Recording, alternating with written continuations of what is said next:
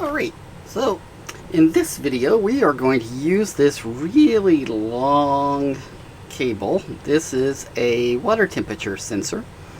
It can also measure soil temperature. It's waterproof, so you can stick it in anything basically that you want to measure the temperature, including the air.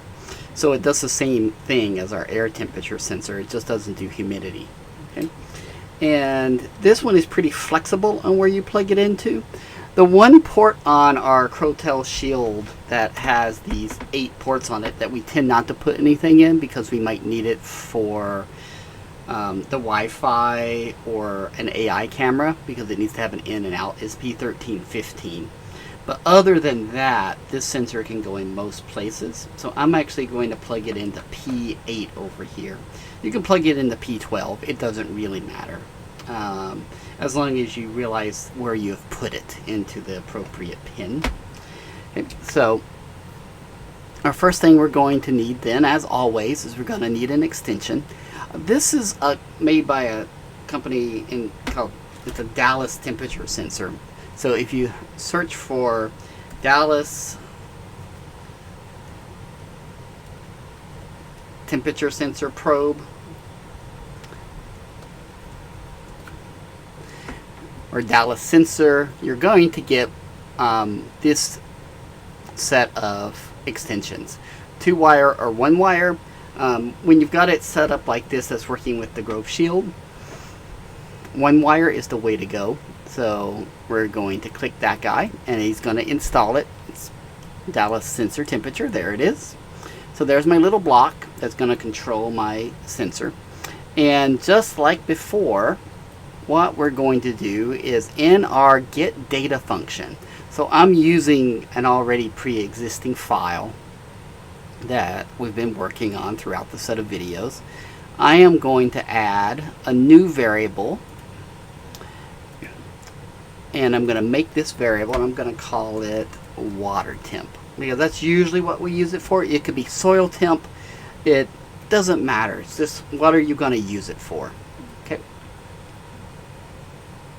So I'm going to take that set block and I'm going to use my new DS temp block and I'm going to switch it over here and I'm going to change my pin to P8. Again, if you put it on P12, just make sure it says P12. Okay, so that's going to set up my water temp over here, all right, to be Celsius. Now you can always change this to Celsius by writing a little script on how do you go from Celsius to Fahrenheit.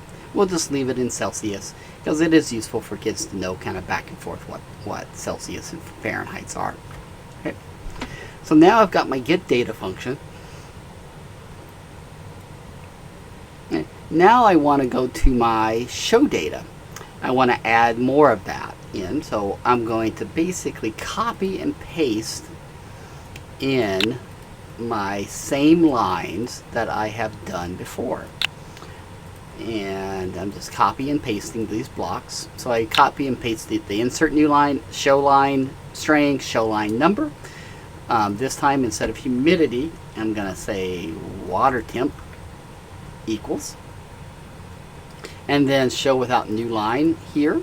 I'm going to change this to my water temp. This is why it's really useful to have your variables, as it can speed up the making of the blocks.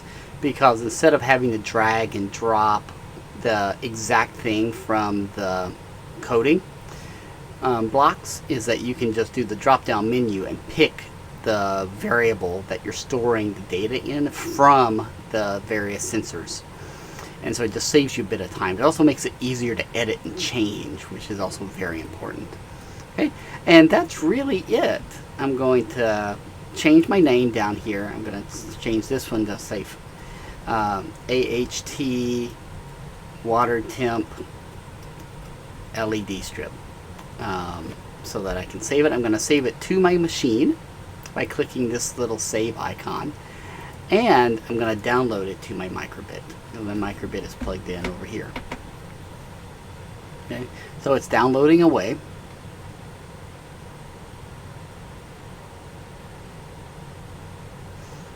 Alright, we'll wait for it to finish.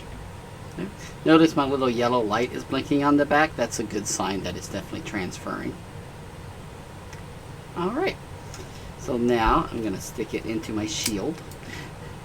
And I've got my split up over here where I've got it red and for the temperature and white for the humidity.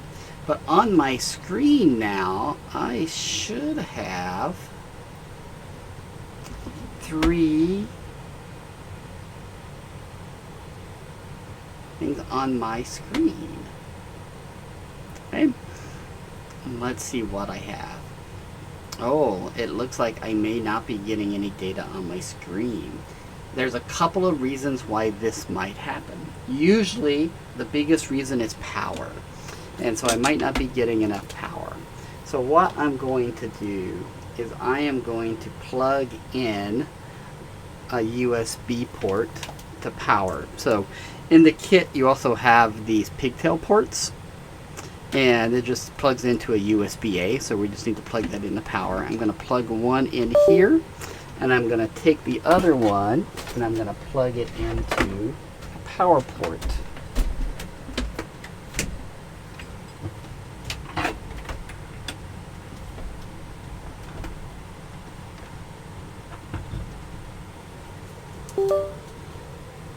Okay, now let's see if that's going to give me power. And I can test it to make sure it's working by unplugging the microbit, and the little red light on the shield should stay on. Okay, now let's see. And there I go. So usually if data isn't showing up on your screen, it's missing the power. It all kind of depends on how much juice you're drawing from your USB. So in this case, I wasn't drawing enough energy to have both my LED strip on and my screen on at the same time. So I'm getting a water temp of 28 degrees Celsius, okay? And it's got some decimal points there. So if I want it, again, just to get rid of my decimal points after it and just round it, I can take it and I can round it right in my get data function. And then again, of course, I have to download it again. Okay. And now let's see if it actually took. Okay.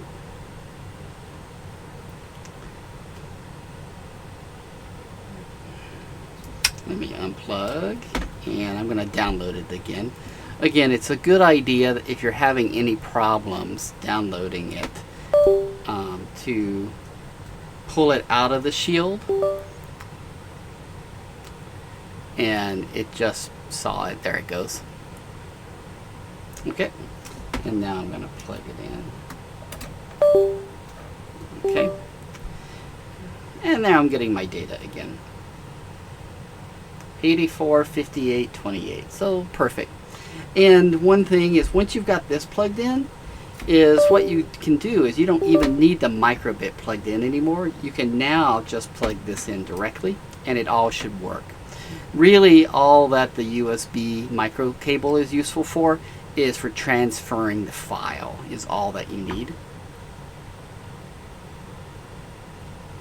Yeah, and there we go. So I'm getting my data of 84, 58, and 28.